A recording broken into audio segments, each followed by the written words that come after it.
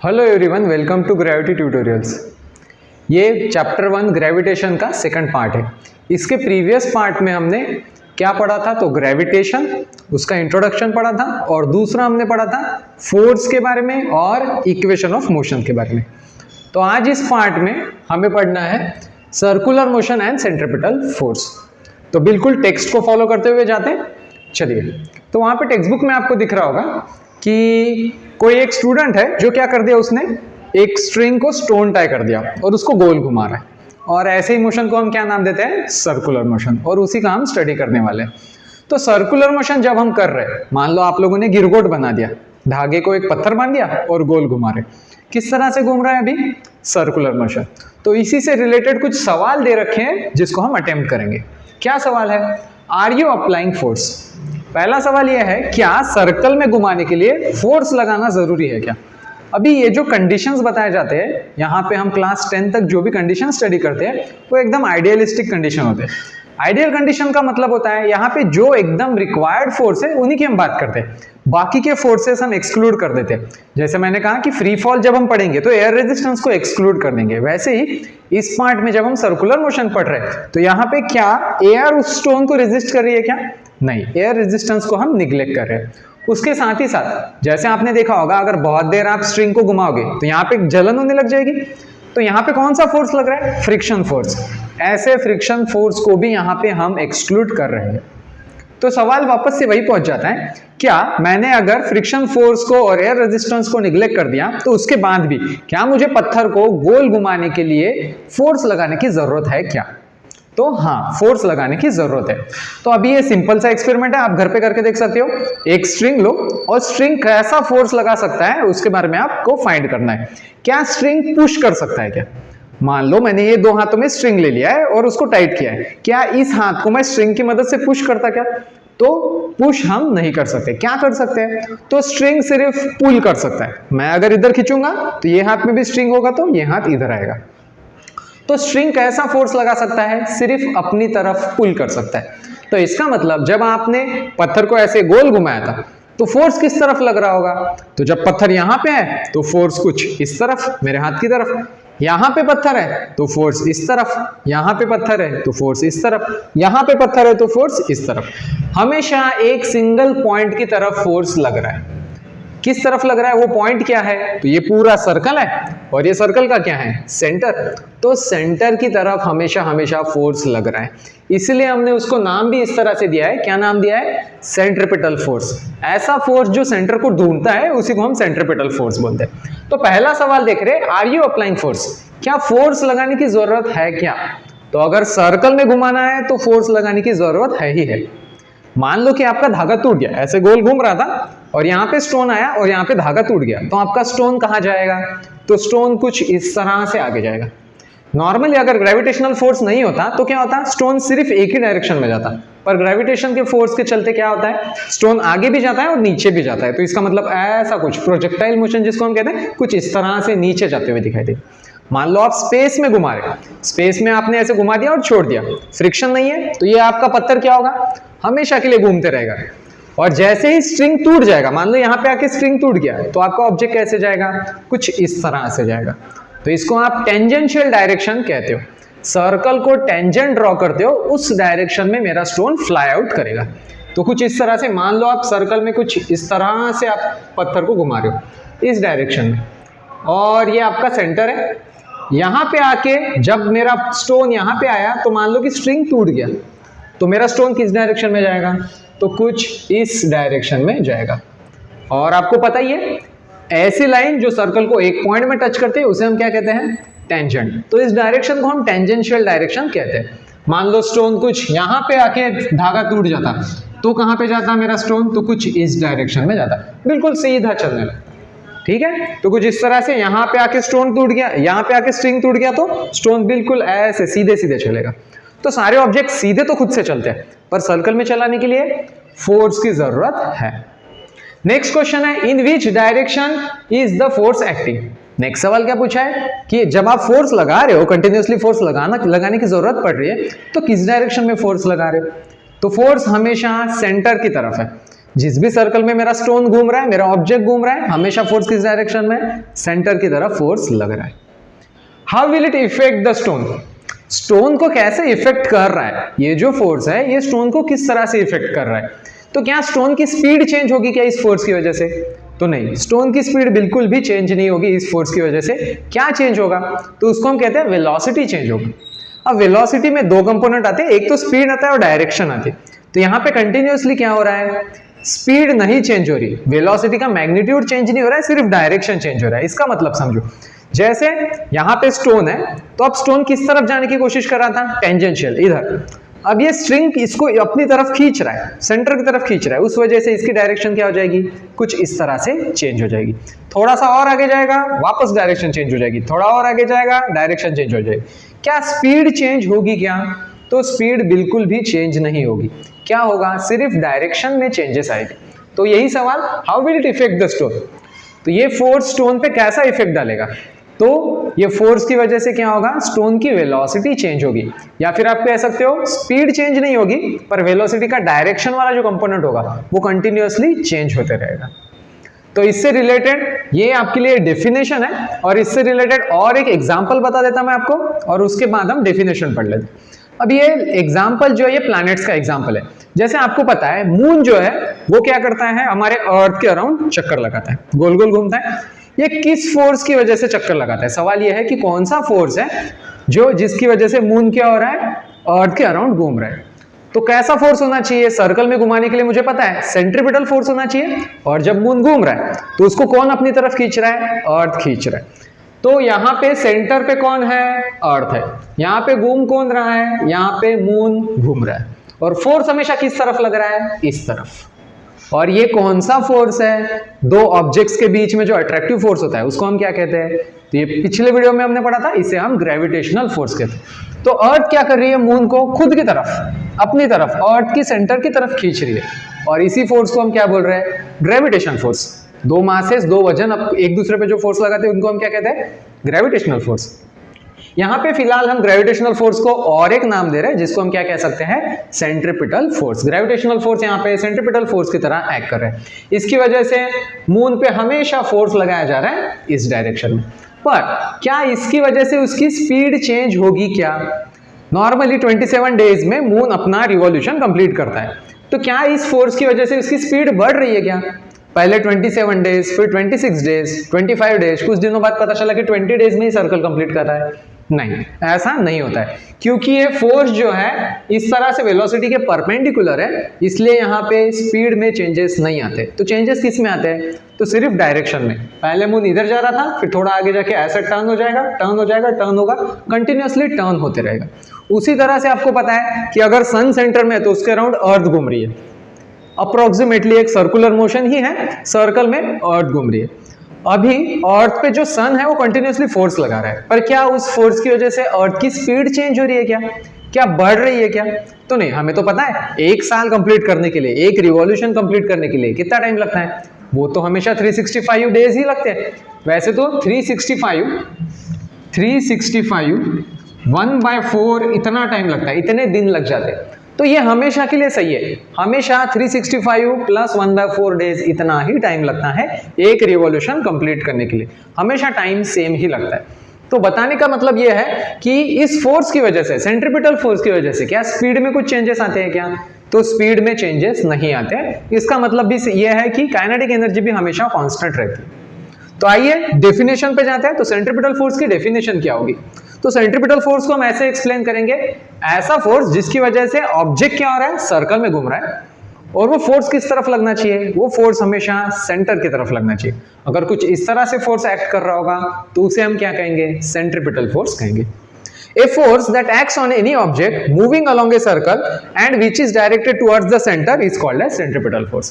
जो ऑब्जेक्ट को सर्कल में घुमा दे और हमेशा सेंटर की तरफ डायरेक्टेड हो, ऐसे फोर्स को हम क्या कहते हैं, इसको हम सेंट्रीपिटल फोर्स कहते हैं। नेक्स्ट टॉपिक हमें पढ़ना है केपलर्स लॉ। तो उसके पहले की थोड़ी सी हिस्ट्री हम जान लेते हैं। ह्यूमंस बाय नेचर पहले से ही क्यूरियस थे, हमेशा ही क्यूरियस थे हम, कि हमें जानना था कि बाहर, अर्थ के बाहर भी बाकी जो प्लैनेट्स है या मून है, स्टार्स है, उनकी इंफॉर्मेशन कलेक्ट करने की क्यूरियोसिटी हमें पहले से ही थी। तो 16th सेंचुरी तक भी हमारे पास प्लैनेट से रिलेटेड काफ़ी ज़्यादा इंफॉर्मेशन थी, पर 16th सेंचुरी आते आते गैलीलियो ने टेलीस्कोप इन्वेंट किया और टेलीस्कोप के इन्वेंशन से ये सारी जो इंफॉर्मेशन हमें मिल रही थी वो एकदम से एक्सेलरेट हो गई, बहुत सारा डाटा कलेक्ट होने लगा। और इसी डाटा को एक साइंटिस्ट थे जिनका नाम था टाइचो ब्राहे। टाइचो ब्राहे ने ये सारी इंफॉर्मेशन कलेक्ट की कि कौन से प्लैनेट साल के कौन से वक्त कहाँ पे दिखते हैं, उनका मोशन कैसा होना चाहिए, और फिर उनके एक्सपेक्टेशंस भी कि कितने साल में एक्सपेक्टेड है कि अपना रिवॉल्यूशन कंप्लीट करे, रोटेशन के बारे में कुछ कुछ इंफॉर्मेशन ये उन्होंने कलेक्ट करके रखी थी बाय ऑब्जर्वेशन। डायरेक्ट आंखों से देख के टेलीस्कोप का यूज करके उन्होंने ये इंफॉर्मेशन लिख के रखी थी। आगे उनके स्टूडेंट जो कि है जोहानस केपलर, जोहानस केपलर ने ये सारी इंफॉर्मेशन को एनालाइज किया और एनालाइज करके क्या किया, आगे फॉर्मुलेट किया, मतलब लॉ या फिर स्टेटमेंट या फिर फॉर्मूला के टर्म्स में उन्होंने ये सब लिखा, और उन्हीं को हम अभी यहाँ पे केपलर्स लॉ बोल के स्टडी करते हैं। आगे जाके इन्हीं लॉ का यूज करके आगे फिर न्यूटन ने इनको स्टडी किया और आगे स्टडी किया और इससे बेहतर फॉर्मूला बनाए, फिर उसको हम न्यूटन्स लॉज ऑफ ग्रेविटेशन कह के जानते हैं। चलिए तो देख लेते हैं कि केपलर्स के कौन से लॉज है। तो इसका पहला लॉ है the orbit of a planet is ellipse with sun at one of the foci. तो यहाँ पे वो बोल रहा है कि सारे प्लैनेट का जो ऑर्बिट होता है, जैसे अभी तक तो हम मान रहे थे कि सर्कल में घूम रहे, तो प्लैनेट्स उन्होंने कहा कि सर्कल में नहीं घूम रहे, थोड़ा सा सर्कल जो है हमारा वो इलोंगेटेड है। नॉर्मली सर्कल कैसा होगा, कुछ इस तरह से सर्कल होता है बिल्कुल, पर ऐसा सर्कल ना होते हुए हमारे प्लैनेट का जो मोशन होगा कुछ इस तरह से होगा, इलिप्स में घूमेंगे। अब इलिप्स को बनाने के लिए हमें एक्चुअली दो सेंटर चाहिए होते हैं, ये एक सेंटर है मान लो उसका, और ये एक सेंटर है, दो सेंटर चाहिए होते हैं, और उनको भी यहाँ पे नाम हम सेंटर नहीं कहते, क्या कहते हैं उनको, फोकस कहते हैं। दो फोकस चाहिए होते हैं। उसकी इंफॉर्मेशन भी टेक्स्ट बुक में दे रखी है कि distance from both the foci. Ellipse का मतलब होता है ऐसा डायग्राम जिसका distance, sum of distance from two foci क्या होना चाहिए, कांस्टेंट होना चाहिए। चलो तो ये डेफिनेशन है इलिप्स की। तो यहाँ पे हमें ये समझना है कि प्लैनेट जो होंगे उनका मोशन कैसा होगा, इलिप्टिकल ऑर्बिट में घूमेंगे, और सन कहाँ पे होगा, इन दो में से किसी भी एक फोकस पे सन हो सकता है। तो ये है हमारा केपलर का पहला लॉ।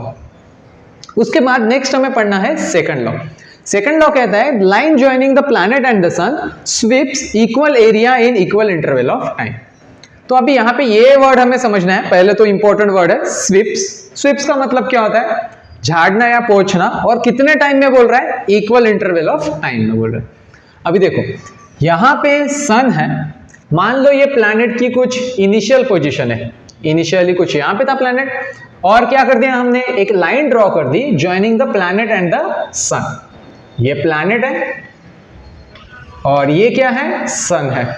प्लैनेट एंड द सन को ज्वाइन करने वाली हमने क्या ड्रॉ कर दी, यहाँ पे एक लाइन ड्रॉ कर दी। अब मान लो कि एक दिन बाद कुछ इस तरह से रिवॉल्व कर रहा था हमारा प्लैनेट, और मान लो कि एक दिन बाद हमारा प्लैनेट यहां से चल के कुछ यहां पे आ गया। समझ में आ रहा है? तो यहां पहले प्लैनेट कहां पे था, यहां पे था, एक दिन बाद प्लैनेट कहां पहुंच गया, यहां पे पहुंच गया। तो ये लाइन ने कितना एरिया स्वीप किया होगा उसी की इंफॉर्मेशन हमें कलेक्ट करनी है। तो लाइन क्या होगा, यहां से ऐसे एरिया पहुंचते हुए यहां तक आई होगी, कहां तक आई होगी, ये फाइनल पोजीशन तक आ गई होगी। तो इसने कितना एरिया स्वीप किया, तो ये सारा जो एरिया है जो मैंने शेड कर दिया, ये शेडेड रीजन वो एरिया है जो इस लाइन ने क्या कर दिया है, स्वीप कर दिया। तो अभी यहां पे मैंने टाइम कितना बताया था, एक दिन का टाइम बताया था, 1 डे टाइम बताया था ये गिवन पोजीशन के लिए। मान लो वैसे यहां पे दूसरी कोई पोजीशन है, यहां पे था, मान लो इनिशियली मेरा प्लैनेट यहां पे था, और फिर एक दिन बाद यहां से होते हुए कुछ यहां तक पहुंचे, तो मैं यहां पे भी इनिशियल लाइन बनाऊंगा जो कि प्लैनेट और सन को ज्वाइन करेगी। तो ये मेरी पहली लाइन है और ये मेरी दूसरी लाइन है। अब ये लाइन ने, ये वाली मान लो मेरा प्लैनेट यहां पे पहले था और यहां पे पहुंच गया, तो यहां पे इस केस में टाइम सेम दे रहा हूं मैं 1 डे। इस केस में इस लाइन ने कितना एरिया स्वीप कर दिया है, तो इतना एरिया स्वीप कर दिया है। तो यहां तक अगर आपको समझ में आ गया होगा तो आगे भी इजी होगा। देखो क्या बोल रहा है ये, line joining the sun and planet, ये है मेरी इनिशियल, ये समझ लो ये मेरा इनिशियल है, वैसे इधर ये मेरा इनिशियल है। Line joining the sun and planet कितने टाइम में, सेम टाइम में, एक दिन सेम टाइम में क्या करेगी, इक्वल एरिया स्वीप करेगी। ये वाला स्वेप्ट एरिया और ये वाला स्वेप्ट एरिया क्या होगा, दोनों ही इक्वल होगा। कब तक इक्वल दिखाई देगा वो एरिया में, जब तक ये टाइम आप सेम बताओ। जब भी टाइम सेम बताओगे ये स्वेप्ट एरिया क्या होगा, जितना भी एरिया इसने पूछा होगा वो क्या रहेगा, इक्वल रहेगा। यही कहता है हमारा second law. The line joining the planet and the sun sweeps equal area in equal interval of time. Equal area sweep करेगा अगर टाइम इंटरवल क्या हो, सेम हो तो। मान लो यहां से स्टार्ट कर दिए, 2 दिन बाद कुछ यहां पे आ गया हमारा प्लैनेट, तो कितना एरिया स्वीप कर दिया, कुछ ये पूरा यहां पे डॉट कर दूंगा, ये एरिया स्वीप कर लिया। वैसे ही यहां पे अगर इनिशियली प्लैनेट होगा तो कहां पहुंच जाएगा, कुछ यहां पहुंच गया होगा, ये पूरा डॉटेड रीजन। तो क्या बताना है वापस से, क्योंकि ये टाइम कितना बताया मैंने, 2 डेज का टाइम बताया, यहां पे भी 2 डेज का टाइम। तो यहां पे स्वेप्ट एरिया जो होगा, ये पूरा स्वेप्ट एरिया जो होगा वो क्या होगा, दोनों केसेस में इक्वल दिखाई देगा। दोनों एरियाज इक्वल होंगे। क्यों, क्योंकि मैंने दोनों केस में टाइम क्या बताया है, टाइम सेम बताया है। अब इससे हम इन्फरेंस क्या निकाल सकते, क्या इन्फरेंस निकाल सकते, तो यहां पे मुझे बताना है, ये जो ट्रायंगल दिख रहा है, जब मेरा प्लैनेट सन के थोड़ा सा पास में है तो ये ट्रायंगल देखो, इसकी हाइट मुझे कम दिखाई दे रही है। वैसे ही जब मेरा प्लैनेट दूर है तो उस केस में आप इसको हाइट समझ सकते हो फिलहाल के लिए। ये हाइट क्या दिखाई दे रही है, ट्रायंगल की हाइट ज्यादा दिखाई दे रही है, पर इन दोनों का एरिया तो सेम है। तो अगर इसकी हाइट कम है तो इसका बेस क्या होना चाहिए, तो इसका बेस बड़ा होगा। इसका मतलब ये वाला बेस जो होगा, ये L1 जिसकी मैं लेंथ बोल रहा हूं, ये बेस क्या होगा, बड़ा होगा कंपेयर टू ये बेस जिसको मैंने नाम फिलहाल L2 दे रखा है। तो इसका कंक्लूजन समझो क्या होगा, तो जब भी हमारा प्लैनेट सन के पास में होगा तो वो क्या करेगा, बहुत तेजी से चलेगा। जैसे मैंने बताया ये टाइम किसके करस्पॉन्डिंग बोला, 2 दिन के करस्पॉन्डिंग। 2 दिन में हमारा प्लैनेट यहां से चल के बहुत तेजी से यहां तक पहुंच जाएगा। पर यहां जब दूर है तब हमारा प्लैनेट कैसे चलेगा, तो यहां से होते हुए बहुत थोड़ा सा डिस्टेंस चलेगा 2 दिन में। सेम टाइम में अगर आप देखोगे तो यहां पे क्या दिखेगा आपको, प्लैनेट तेजी से चलते हुए दिखाई देगा। यहां पे प्लैनेट कैसे दिखाई देगा, यहां पे आपको पता चलेगा कि प्लैनेट की स्पीड कम हो चुकी है। इसलिए अगर आप एक्चुअल अगर देखोगे कि प्लैनेट किस तरह से रिवॉल्व करता है तो आपको स्पीड ऐसे दिखाई देगी, जैसे यहां से चल रहे तो धीरे धीरे धीरे धीरे जा रहे हैं, और जैसे इधर आ रहे हैं वैसे स्पीड बढ़ेगी ऐसे, फिर वापस धीरे धीरे धीरे धीरे जा रहे हैं, ऐसे स्पीड बढ़ेगी और वापस धीरे से चलेगी। तो यहां पे आते हुए जब वो सन से दूर चले जाएंगे तो उनकी स्पीड क्या हो जाएगी, कम हो जाएगी। जब वो सन के पास में आ जाएंगे तो उनकी स्पीड काफी ज्यादा बढ़ जाएगी। यही इस लॉ से हम कंक्लूड कर सकते हैं। नेक्स्ट लॉ है, the square of its period of revolution around the sun is directly proportional to cube of mean distance of a planet from the sun. क्या बोल रहा है ये कि पीरियड का स्क्वायर डायरेक्टली प्रोपोर्शनल है किसके, क्यूब ऑफ मीन डिस्टेंस के। अभी ये लॉ जब फॉर्मुलेट किया, वापस से हम यहाँ पे ये समझ रहे हैं कि ये यहाँ पे इलिप्स में नहीं घूम रहा है, मीन डिस्टेंस का मतलब यहाँ पे वापस से सर्कल में घूम रहा है, ऐसा हम अज्यूम करके चल रहे हैं। तभी हम यहाँ पे मीन डिस्टेंस रेडियस की तरह डिनोट कर रहे हैं।